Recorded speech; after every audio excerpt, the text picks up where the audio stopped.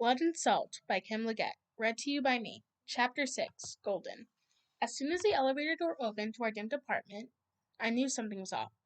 Usually at this hour, Mom would be flitting around the kitchen, cooking dinner. Rhys would be camped out on the sofa, doing homework, looking thoroughly disgruntled.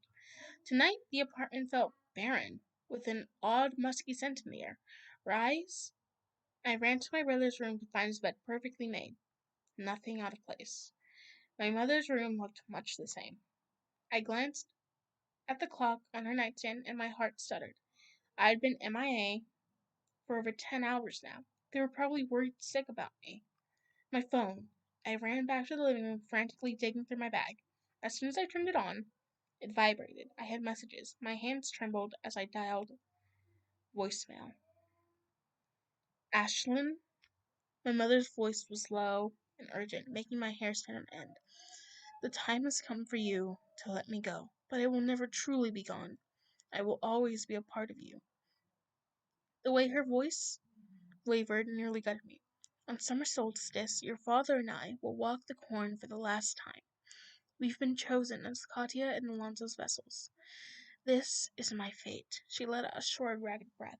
Take care of your brother, as he will take care of you. I didn't leave you unprotected. You'll know what... A horrible screeching noise interrupted her, cutting off the call. Mom? I whispered into receiver as the phone slipped out of my sweaty hands, crashing to the hard floor. She'd gone back to Quivira. Where was Rhys? Fighting back tears, I slumped to the ground, trying to piece my phone back together, when I caught a glimpse of a familiar figure near the terrace. I crawled toward it. Staring back at me was a dead girl, black silk ribbon billowing from her neck. Reaching out for her, my hand grazed the glass, and it dawned on me. I was looking at my own reflection.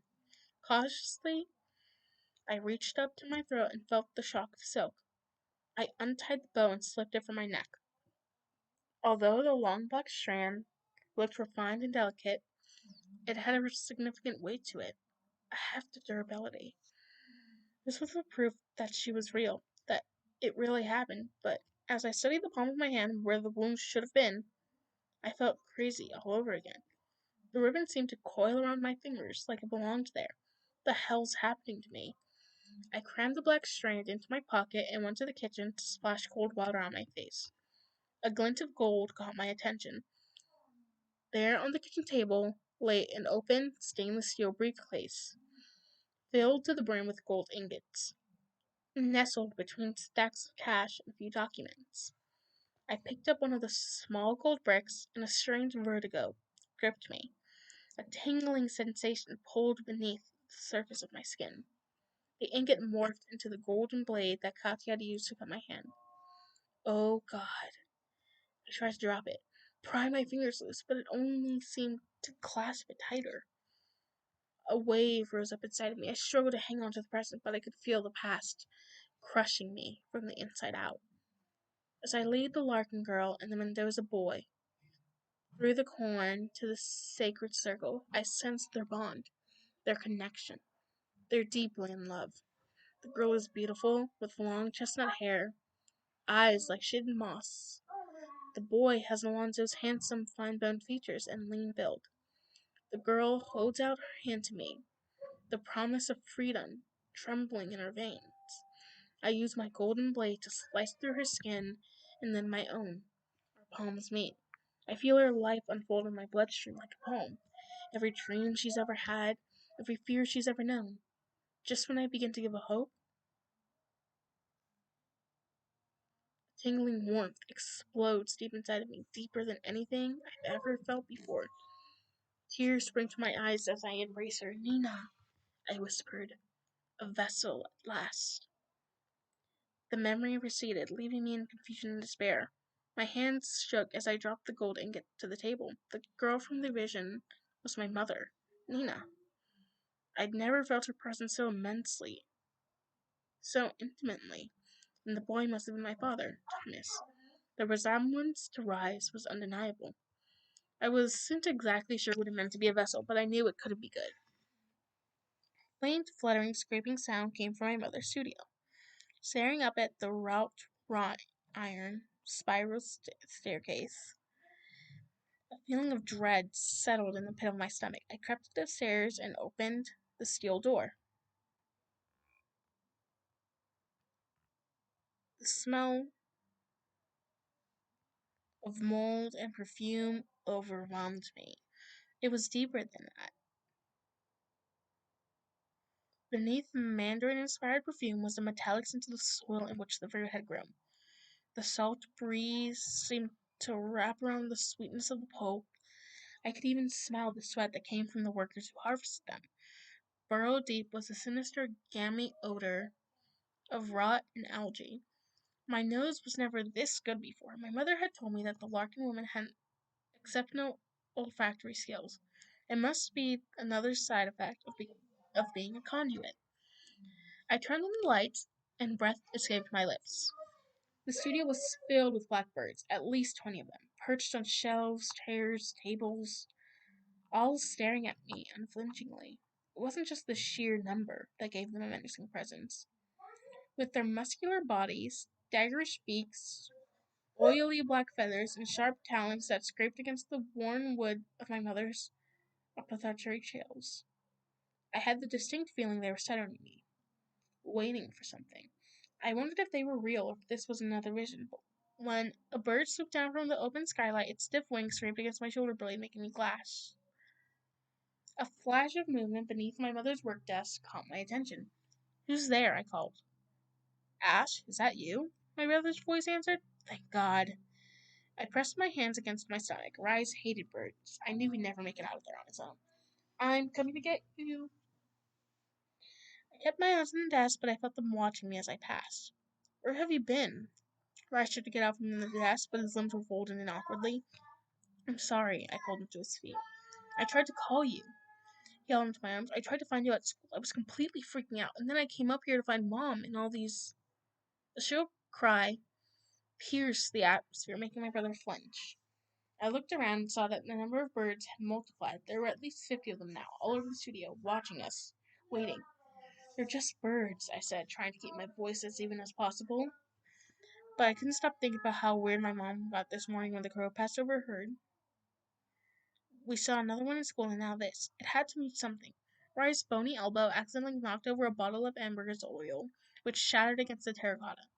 The sharp sound agitated the birds, eyes darting, wings flapping, the grating sound of claws digging into wood and glass. One of the flapping birds took flight, swooping behind us. Rhys and I ran for the door. As I slammed it shut, crows bashed against it, sharp beaks crashing into metal, followed by a series of dull thuds as they dropped to the ground. Bright red blood seeped beneath the door.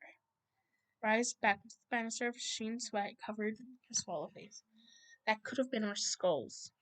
I knew he was right, but I needed to keep him calm. "Birds flying through windows all the time," I said, as I pulled him down the stairs. "We have bigger problems right now." "Bigger than that?" He pointed toward the studio. "We need to call the police, or animal control, or something." "We need to pack," I said as I went to Rye's room and took a duffel bag from his closet and tossed it on his bed. "Where's Mom?" "We're going to meet her." I snatched a pair of tennis shoes from under his bed. "Fine, but I'm calling the police first." Rhys took his phone from the blazer hanging behind his door. "And how would we explain all this?"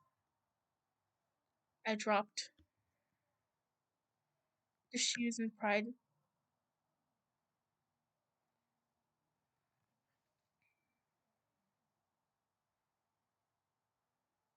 the phone out of his sweaty hands, putting it in my pocket.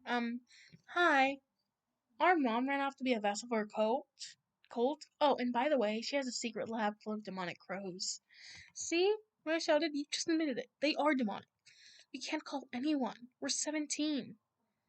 I pulled a stack of perfectly folded shirts from his drawer and shoved them into his arms. "You want social services to get involved? Then we'll never get her back." I heard him ranting to himself as I went into my room and started digging through the clothes that littered my floor. After a few minutes, Rhys appeared in my doorway, duffel slung over his shoulder. "Wait, did you say I ran off to be a vessel for a cult?" I pretended not to hear him as I jammed random articles of clothing in my old backpack. "Ash!" Took a bold step into my room, nearly tripping over my lacrosse stick. "You need to tell me what's going on." "Mom," I zipped my backpack, "ran off to Guevara." How do you know?" His breath hitched in his throat. She called me. I pushed him past into the kitchen. What? He ran after me. What did she say? I rummaged through the junk drawer for the car keys. She said she's going back to Revere with Thomas so they can become Katya and Alonso's vessels. Perfect. Rhys let out a burst of nervous air. Our mother's completely lost her mind. Maybe we just need to call the psych ward. And she left something for us. I nodded toward the open briefcase on the table. With shaking hands, Rhys looked at the documents resting on top of the cash and gold. Last will and testament, the deed to the apartment, our passports. He sank down in one of the chairs at the kitchen table. She's not planning on coming back, he whispered. I felt a stab of fear as I prepared to tell him what happened today. The dead girl. I saw her again at the library. She looked just like me and she wasn't alone. What do you mean? I stared him straight into the eyes. I met Katya. He lowered his chin, taking a deep breath through his nose. Katya, as in our 500-year-old ancestor Katya. She talked to me. She cut me. I said, rubbing my palm. He leaned forward with his head in his hands, looking like he was going to pass out. No, it's not like that. Look. I sat next to him and held up my palm. There's nothing there. I must have blacked out or something. As Rhys reached out to touch my hand, an icy current ran from my fingertips all the way up to my wrist, almost as my blood leapt away from his touch. I pulled my hand back, and the feeling subsided. He crossed his arms. So, it was some kind of hallucination? I think so. When I put my hand in my pocket, I felt the ribbon resting there. I wanted to show it to him. I wanted to tell him about the memory of Mom and Thomas. But I wasn't ready to share any of that yet, and I was pretty sure Rhys wasn't ready to hear it. My brother skipped his hand over the golden cash. Do you think she stole this? I don't know, but maybe you can use it as a bargaining chip to get her back from Quivira. His jaw dropped. Quivira. Is that where you think we're going? Have you lost your mind? We need to call the police or the FBI. We can't handle this by ourselves. If we call the cops and this is stolen property, Mom will go to jail. I forced myself to sit up straight. We can do this. We have to try. He leapt from the chair and started pacing the kitchen. You think we're just going to be able to waltz in there and take what Katya needs to break your blood bond, Fernando?